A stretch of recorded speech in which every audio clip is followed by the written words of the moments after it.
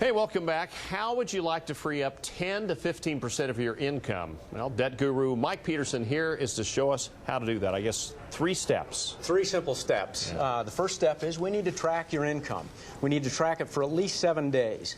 And what I mean by track is we want to write down what day you're spending the money, what items you're spending the money on, and the cost for each of those items. We need to track that regardless of how we spend the money. If we spend it on a credit card, write it down. Write a check, write it down. If I pull a quarter out of my pocket for a gumball on my way out of the restaurant, write it down. I mean, right down to the penny, you're down saying. to the penny. We want to track everything. Okay, for 7 days, because that gives you an idea of, I guess, your pattern each week? That's right. It'll give you an idea of your spending habits. And while you do this, you don't want to sabotage. Some people say, I'm not going to buy that candy bar today because I'm tracking. If you would regularly buy it, buy it. We want to know. Keep your normal habits. That's right. Keep your normal habits. At the end of 7 days, what you want to do is go back and look at those expenses and ask one simple question. Was that expense a want or was it a need? Okay, and for an example, if I had a Diet Coke on my way to work this morning, was that a want or was that a need? That's the question that we need to ask ourselves. If you're addicted, then it's probably a need. It really depends. Absolutely. Okay, so we need to know, is it a want or a need? Then we need to itemize the wants and add up the money for each of those wants. And what we'll come up with is a weekly total that we could save if we follow step number 3.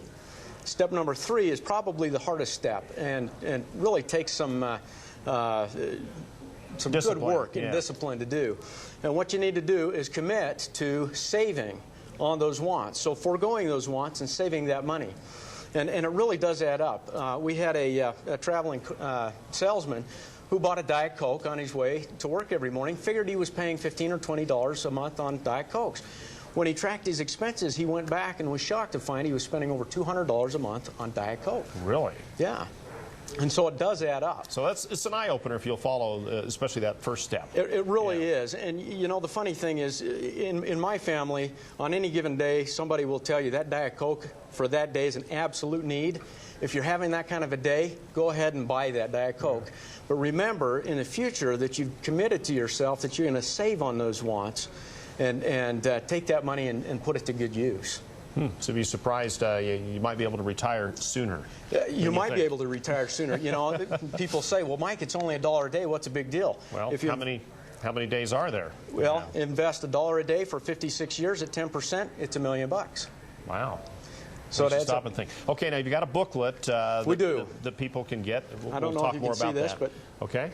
We've got a free booklet, and you can get it by going onto your website and clicking onto our website, and we'll mail it out to you free, and it'll actually walk you right through the program that we just talked about, and actually gives you an itemized list where you can track those expenses. And on the other side, it helps you at the end of the 7 days to go back and determine, was it a want or was it a need? Yeah, that is a great idea. So again, go to KETV.com, and what's the name of the booklet? Debt-free in record time. Okay.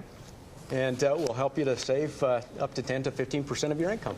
All right. The Debt Guru, thank you very much for being with us, and we'll see you again. Thank you, Ron. All right.